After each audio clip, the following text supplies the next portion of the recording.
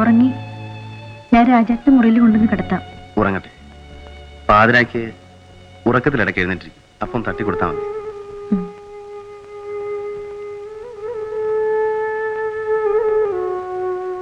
അവനിഷ്ടമല്ല, എന്നാലും ബോർഡിങ്ങിലാക്കേണ്ടി വരും.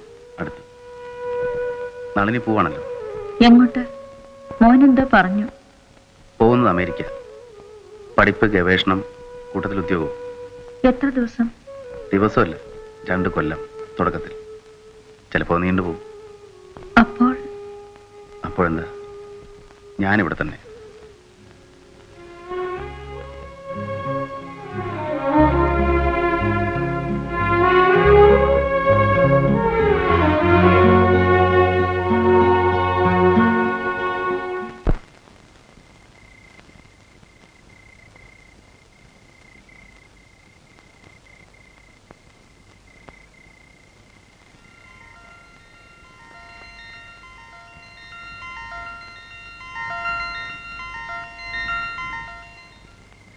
നീ എവിടെ ആയിരുന്നു? ഞാൻ വന്നിരിക്കുന്നു എന്ന് അറിയിക്കാൻ ഒച്ച വെച്ച് അച്ഛനോട് സംസാരിച്ചിട്ടും പുറത്ത് കാണണ്ടേ? അതെ, ഇപ്പൊ പഴയ ആളല്ലല്ലോ. ഉദ്യോഗസ്ഥൻ വന്നിരിക്കുകയാണ്. അപ്പൊ ഭയഭക്തി ബഹുമാനങ്ങളോടെ അകന്നു നിൽക്കണം. കത്ത് രണ്ടും കിട്ടില്ലേ? കിട്ടി. ശമ്പള കണക്കും ചെലവിന്റെ കണക്കും ഉള്ള കത്ത് വേറെ വെച്ചിട്ടുണ്ട്. ആ ബഡ്ജറ്റ് ഞാൻ ഇരുന്നൊന്ന് പരിഷ്കരിക്കുന്നുണ്ട്. ചിലതൊക്കെ ഒന്ന് വെട്ടിക്കുറയ്ക്കണം. അല്ല, എന്താ ഇത് കഥ? സിഗരറ്റുമായി കിട്ടത് 120. ഒക്കെ ഞാൻ ശരിയാക്കി തരാം.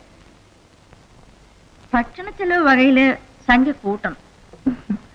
സന്തോഷായി. 3 അമ്പലത്തിലും ഞാൻ കേമമായി വഴിപാട് കഴിച്ചു. നിന്റെ പ്രാർത്ഥനയുടെ ഫലമായിരിക്കും. എന്റെ ഭാഗ്യമൊന്നും ഞാൻ പറയുന്നില്ല. അസിസ്റ്റന്റിന്റെ പോസ്റ്റിനായിരുന്നു ഇന്റർവ്യൂ. മാനേജിംഗ് ഡയറക്ടർ നരി പോലത്തെ ഒരാൾ. മുരളലാണ് അധികം. വൈകുന്നേരം വീണ്ടും വിളിച്ചു. രാത്രി വീട്ടിൽ ചെല്ലാൻ പറഞ്ഞു. വീട്ടിൽ ചെന്നപ്പോ വളരെ സോഫ്റ്റ്. അതൊന്നും എനിക്ക് എഴുതിയില്ലല്ലോ. അച്ഛന്റെ ചെറുപ്പകാലത്തെ സ്റ്റുഡന്റാ.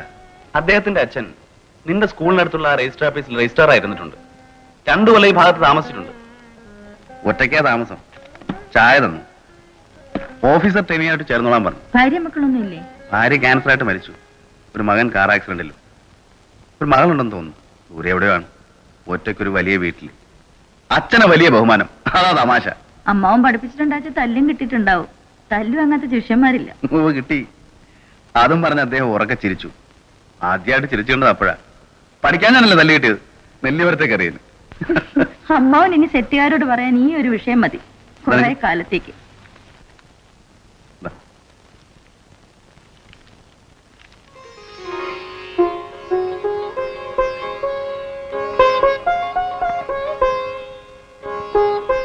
ശമ്പളം വാങ്ങിയ ദിവസം 2 പാന്റിനും ഷർട്ടിനും തുണിയെടുക്കാൻ കടയിൽ കയറി. അപ്പോഴാണ് ഉദ്യോഗസ്ഥനായിട്ട് നിന്നെ കാണാൻ ആദ്യമായിട്ട് വരില്ലെന്ന കാര്യം ഓർമ്മ വന്നു. ചുമ്മാ വാങ്ങി. എനിക്കിതുവരെ ഒരാൾ ഒന്നും തന്നിട്ടില്ല. ഒരു വിഷ്ണുവിനേറ്റം കൂടെ കിട്ടിയ ഓർമ്മയില്ല. ആദ്യമായിട്ടാ എനിക്ക് വേണ്ടിയിട്ടൊന്ന് വാങ്ങാൻ. പക്ഷെ വേണ്ടിയിരുന്നില്ല രാജേട്ടാ. ഇപ്പോ വാടക, അഡ്വാൻസ്, പല ചെലവുള്ളതല്ലേ. പിന്നെ മതിയായിരുന്നു. മിക്കവാറും ക്വാർട്ടേഴ്സ് കിട്ടും. അത് പ്രോബ്ലം അല്ല. എന്നെ ഓർമ്മ വന്നല്ലോ, അത് മതി.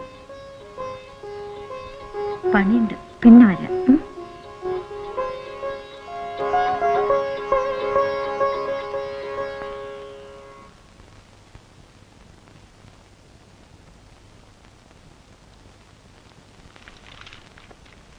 അച്ഛൻ പെട്ടെന്ന് കണ്ണൊന്ന് ടെസ്റ്റ് ചെയ്യണം. പിന്നെ നിന്റെ ക്വാർട്ടേഴ്സ്, ഓഫീസൊക്കെ ഒന്ന് കാണാം. പിന്നെ ബാലേന്ദ്രന്റെ, നിന്റെ മാനേജിംഗ് ഡയറക്ടർ, പുള്ളിക്കാരന്റെ എഴുത്തുണ്ടായിരുന്നു എനിക്ക്. ഈ വഴിക്ക് പോകുമ്പോ മാഷ് ഇവിടെ വരണമെന്നൊക്കെ. കത്തെഴുതിയ കാര്യമൊന്നും പറഞ്ഞില്ല. നമുക്ക് നാളെ ഓഫീസിൽ പോകുമ്പോ കാണാം. ഞാൻ വന്നിട്ടുണ്ടെന്ന് ഒന്ന് വിളിച്ച് പറഞ്ഞേക്ക്. പഴയ ഒരു ഓർമ്മ വെച്ച് ഒരു വലിയ ഉപകാരം ചെയ്ത ആളല്ലേ. ഇക്കാലത്ത് ആർക്കാ അങ്ങനെ ഒരു ഗുരുഭക്തി തോന്നുക? ഇപ്പൊ തന്നെ ഒന്ന് പറഞ്ഞേക്ക്.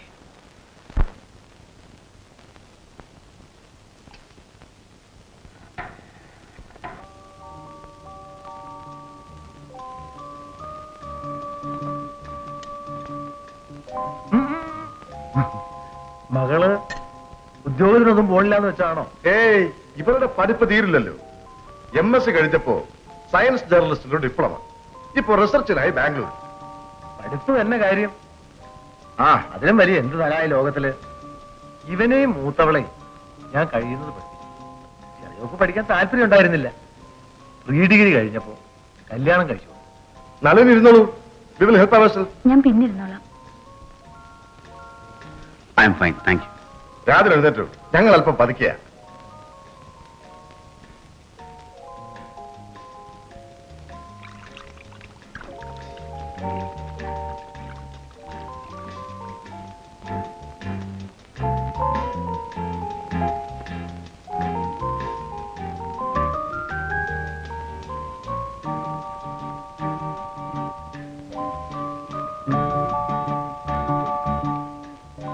കമ്പനി എക്സ്പാൻഡ് ചെയ്യുമ്പോൾ ഒരു ഓഫീസിന്റെ ചാർജ് രാതിന് കൊടുക്കാം. എഫിഷ്യന്റ് ആണ്. ഞാൻ വാച്ച് ചെയ്യുന്നുണ്ട്. എന്തോ തെറ്റുകുറ്റങ്ങള് പറഞ്ഞു കൊടുക്ക. സ്വന്തം ഒരു മകനെ പോലെ വേണ്ടപ്പ ശകാരിക്കുക. ഞാനൊരു പഴയ നാടൻ മാഷാണ്. എന്റെ ട്രെയിനിങ് ഒക്കെ ഒരു വകയായിരിക്കും. ആ ട്രെയിനിങ് ആണ് അയാളുടെ ഏറ്റവും വലിയ അസറ്റ്.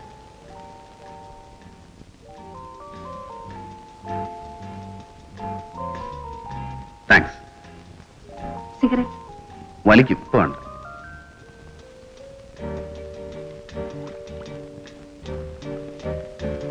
രാജൻ, മാസ്റ്റർ ഇവിടെ കുറച്ച് റെസ്റ്റ് ചെയ്യട്ടെ. You push off. ആ, എന്റെ കാർ എടുത്തോളൂ. ഓഫീസുകാർ ഇവിടെ കിടക്കണം. ശരി. നീ നടന്നോ, ഞാൻ അങ്ങോട്ട് വന്നോളാം. ആ,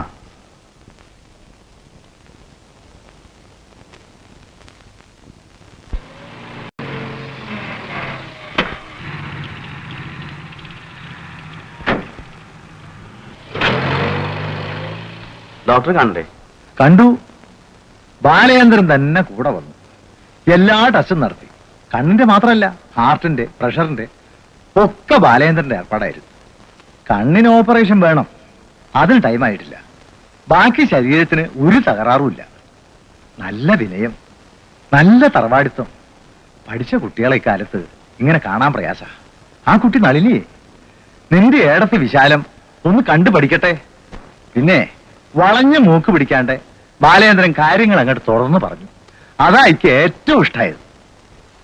ഇതൊന്നും നടന്നില്ലെങ്കിലും മാസ്റ്ററോടുള്ള സ്നേഹം, ബഹുമാനം ഒക്കെ എന്നും ഉണ്ടാവും. നടന്നാ കൂടുതൽ സന്തോഷം.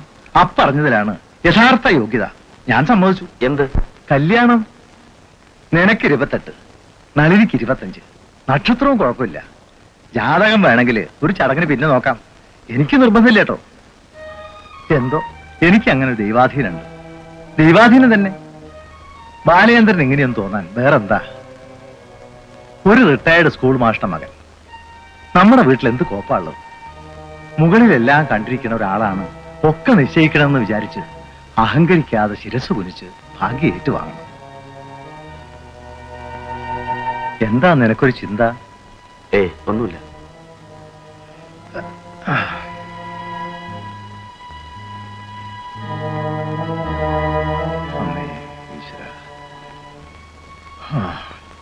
ആ, കിടന്നോ. ഞാൻ രാവിലെ ആ 7:30 വണ്ടിക്ക് പോകും. അതാ സൗകര്യം. കാറിൽ അയക്കാന്ന് ബാലേന്ദ്രൻ പറഞ്ഞു. ഹേയ്, ഞാൻ വേണ്ടെന്ന് പറഞ്ഞു. അവരൊരു ദിവസം അങ്ങോട്ട് വരേണ്ടി വരും, ഒരു നാട്ടു നടപ്പിന്. ആ, ഞാനത് ബാലേന്ദ്രനായിട്ട് കത്തറപാട് നടത്തി നിശ്ചയിച്ചോളാം. അച്ഛനൊക്കെ പെട്ടെന്ന് അങ്ങനെ ഒറ്റയ്ക്ക് നിശ്ചയിച്ചാലോ? വേറെ ആരോട് പറയാൻ? വിശാലത്തിനോടും കൂട്ടനോടും ഒന്ന് പറയണം. ആ, സീതാലക്ഷ്മിക്ക് ഒന്ന് എഴുതണം. വേറെ ആരോട് പറയാൻ? എനിക്ക് സമ്മതമാണെന്ന് ചോദിക്കാൻ അച്ഛൻ മറന്നു.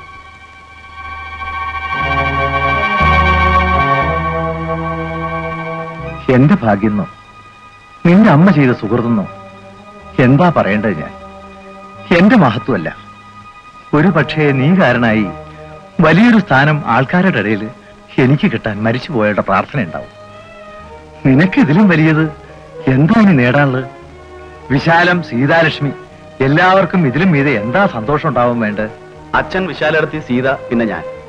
ഇവരെ കൂടാതെ ഒരാൾ കൂടെ ഉണ്ടല്ലോ അച്ഛാ നമ്മുടെ കൂട്ടത്തില്. വേറെ ആരെനിക്ക്? നിന്റെ അളിയന്മാർക്ക് മാമൂലൊന്നും എഴുതണം, അത്ര തന്നെ. ഒരാളെ വിട്ടുപോയി.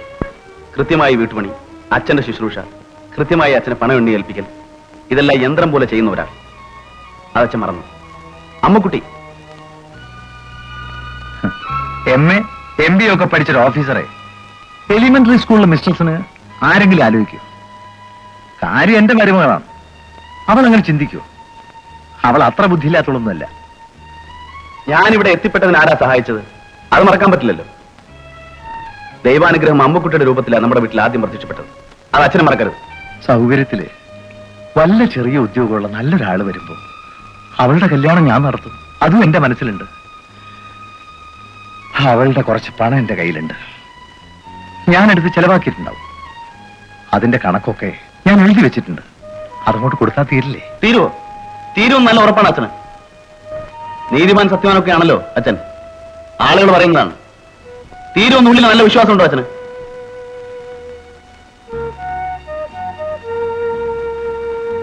ആയുഷ്കാലത്തില് സൗഭാഗ്യം ദൈവാനുഗ്രഹം എന്നൊക്കെ പറയുന്നത് വല്ലപ്പോഴേ വരൂ. അത് കണ്ടില്ല എന്നടിച്ച് നടന്നാൽ മഹാലക്ഷ്മി പുറംകാലം കൊണ്ട് അടിക്കുന്ന അനുഭവ. അവള് നമ്മുടെ കുട്ടിയാ. നിനക്കൊരു നല്ല കാര്യം വരുമ്പം അവളും സന്തോഷിക്കല്ലേ വേണ്ടത്? ഒരു മനസ്താപവും വേണ്ടാന്ന് ഞാൻ അവളോട് പറഞ്ഞോളാം. നീ അതാലോചിച്ച് മനസ്സ് പുണ്ണാക്കേണ്ട കാര്യമില്ല.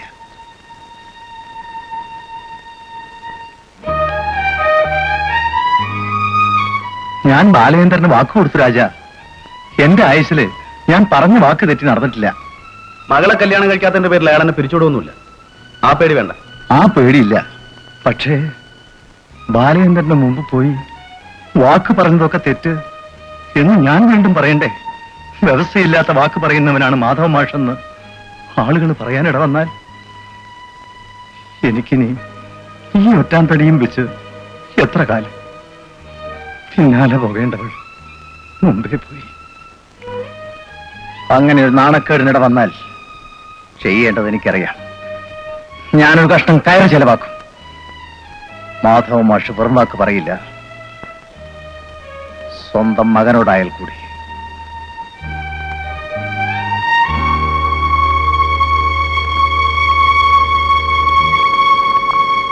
സ്വന്തത്തിൽപ്പെട്ടൊരു കുട്ടിയല്ലേ, തന്തയും തള്ളയും ഇല്ലാത്തല്ലേ എന്നും ദയ വിചാരിച്ചാണ് ഇവിടെ നിർത്തിയത്. എന്നെ പറഞ്ഞാൽ മതി.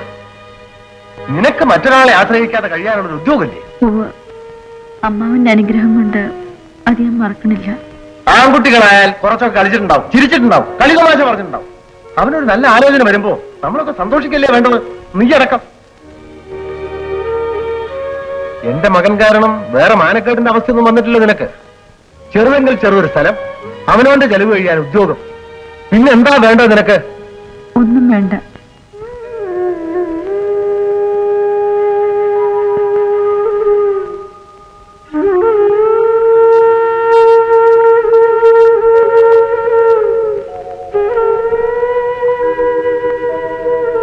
പറഞ്ഞു. അമ്മാവനിപ്പോ എല്ലാം പറഞ്ഞു. നന്നായി, വളരെ നന്നായി. ഞാൻ സമ്മതിച്ചിട്ടില്ല. ആത്മഹത്യയാണ് അവസാനത്തെ ഭീഷണി. എന്ത് കലാപം ഉണ്ടായാലും ശരി ഞാൻ സമ്മതിക്കില്ല. ഒരു കലാപവും വേണ്ട. ഭാഗ്യാണ്. അമ്മാവൻ ഇടയ്ക്കിടയ്ക്ക് പറഞ്ഞ പോലെ ദൈവാനുഗ്രഹം.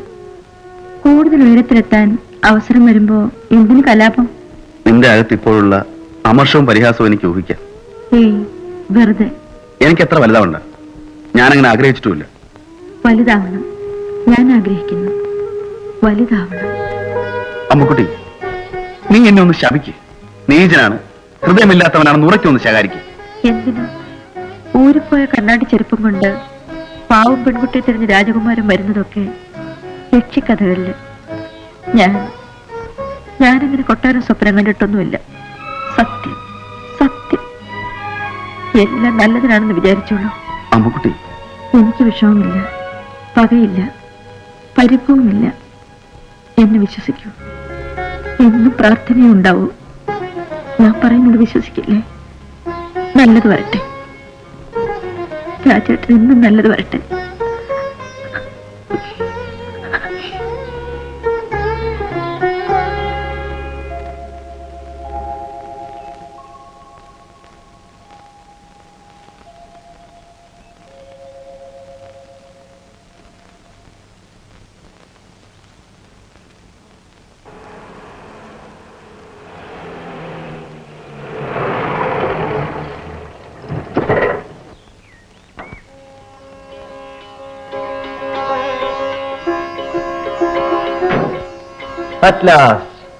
കമ്പനിയിലും ക്വാർട്ടേഴ്സിലും പോയി. പയ്യൻ പറഞ്ഞു നാട്ടിൽ പോയെന്ന്. ഇതാണ് രാജൻ. രാജ, ഇതാണ് സിന്ധു. പേടിക്കണ്ട, അവിഹിതമായി യാതൊന്നുമില്ല. സിന്ധു ഇപ്പോൾ ഇന്നലെ കാലത്ത് രജിസ്റ്റർ ഭഗവാന്റെ മുമ്പിലെ 10 മണിക്കുള്ള ശുഭമുഹൂർത്തം തൊട്ട് മിസ്സസ് സിന്ധു അനിൽകുമാർ, പേര് ശൈലനല്ലേ? വരൂ. വലിയൊരു വീരസാഹസം കാണിഞ്ഞ കൈകാടാദ്യം. ഞങ്ങളുടെ പ്രോബ്ലംസ് തനിക്കറിയാമല്ലോ. ഞങ്ങൾ സ്ഥലം വിടുന്നു. പാലക്കാട് നിന്ന് ബോംബെക്ക് ട്രെയിൻ. അവിടെ എനിക്ക് ഫ്രണ്ട്സ് ഉണ്ട്, തന്നെ പോലെ ചില ക്ലോസ് ഫ്രണ്ട്സ്. അവിടെ എന്തെങ്കിലും ജോലിക്ക് ട്രൈ ചെയ്യണം. അച്ഛനും വീട്ടുകാരും ഒക്കെ ഇമ്പാല ശങ്കരപ്പിള്ളയുടെ ഗുണ്ടകൾ മാരകായുധങ്ങളുമായി ചുമ്മാ അതിന് ഉശിരുള്ളവരാരുമില്ല. ഇപ്പൊ വേട്ടയ്ക്ക് ഇറങ്ങിയിട്ടുണ്ടാവും. അതാണ് എറണാകുളത്തിന് പകരം പാലക്കാടിന് ട്രെയിൻ കയറുന്നത്. With your permission madam.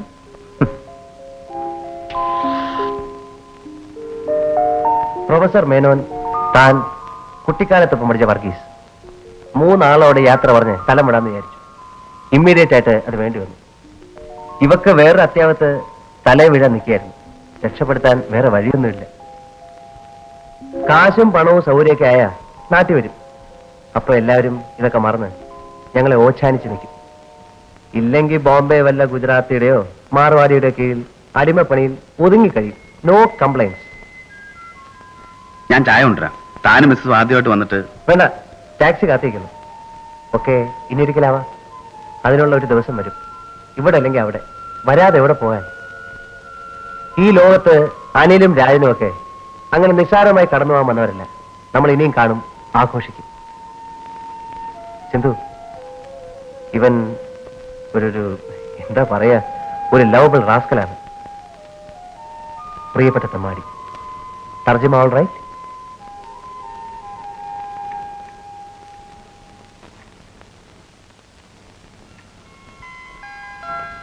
ഇതെന്റെ ഫ്രണ്ട്, കോളേജ് റൂംമേറ്റ് ആയിരുന്നു, അനിൽകുമാർ. അത് മിസ്സസ് അനിൽകുമാർ. ഇന്നലെ കല്യാണം കഴിഞ്ഞതേ ഉള്ളൂ. ആരാ? ഇത് അമ്മക്കുട്ടി. സിന്ധു, ഇതാണ് ഞാൻ പറഞ്ഞ ഇവന്റെ വാർത്താ തരങ്ങിണി. അർത്ഥം ശരിയല്ലെങ്കിൽ ക്ഷമിക്കുക, പക്ഷെ വാക്കിനൊരു ഗമയുണ്ട്. വരൂ. ഇല്ല, പോട്ടെ. തിരക്കെന്താണെന്ന് ഇവൻ പിന്നെ പറഞ്ഞുതരും.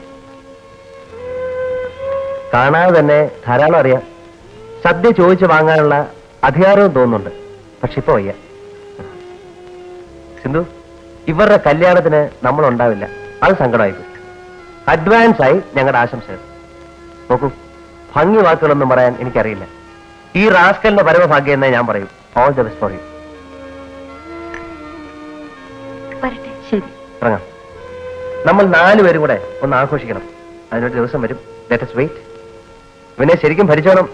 All the best.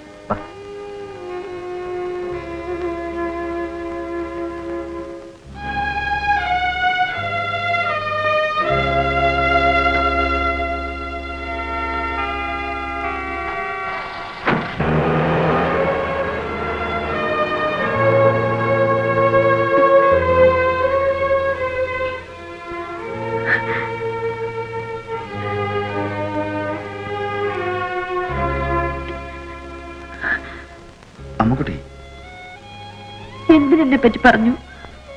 പണിക്കാരത്തെയാണെന്ന് വെച്ചാൽ മിണ്ടാതിരുന്ന മതിയായിരുന്നില്ലേ? എന്തിനെന്നെ പറ്റി പറഞ്ഞു? അമ്മക്കുട്ടി. എന്നെ വിളിച്ചോ? ഇല്ല, വിളിച്ചില്ല. അമ്മക്കുട്ടി,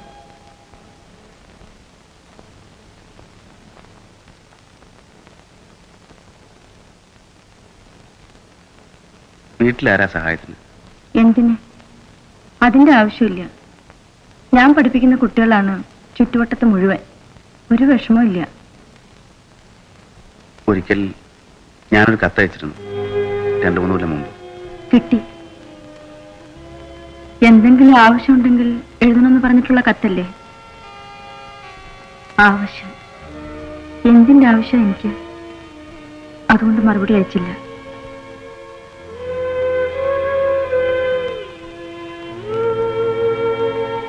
നളിനി പ്രസവിച്ച ആൺകുട്ടിയാണെന്ന് കുറെ കഴിഞ്ഞിട്ടാ ഞാൻ അറിഞ്ഞത്. അപ്പൊ ഒരു കത്ത് എഴുതിയാലോ എന്ന് ആലോചിച്ചു. എന്നിട്ട് എന്താ എഴുതാഞ്ഞത്? മോന്റെ ഒരു ഫോട്ടോ അയക്കാൻ എഴുതിയാലോ എന്ന് വിചാരിച്ചു. ഇപ്പോഴാ കാണാൻ യോഗം ഉണ്ടായത്. ഓ, ഭയങ്കര ദുർവാശി, വികൃതി, അനുസരണയൊന്നുമില്ല. അവനെ നോക്കാൻ സമയമില്ല രണ്ടാക്കും. അതുകൊണ്ടാവും. എന്തോ എന്നോട് പെട്ടെന്ന് ലോഹിയായി. മിടുക്കനാ, അതിബുദ്ധിയാണ്, രാജേട്ടനെ പോലെ. അവനാണിപ്പോ വലിയ പ്രശ്നം. നാളിന് വിദേശത്തേക്ക് പോകും കൂടെ ചെയ്താൽ നോക്കണം. എന്ത് തിരക്കായാലും അവനെന്റെ കുട്ടികളെ നോക്കാൻ സമയമില്ലാണ്ടിരിക്കുവോ? അവനെ നിങ്ങൾ കഷ്ടപ്പെടുത്തിയെന്ന് കേട്ടാൽ ഞാൻ ശപിക്കും. സത്യം, മുമ്പ് ഞാൻ ശപിച്ചിട്ടില്ല.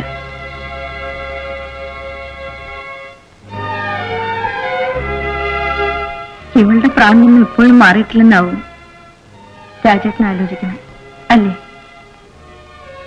പോയി കിടന്നോളൂ.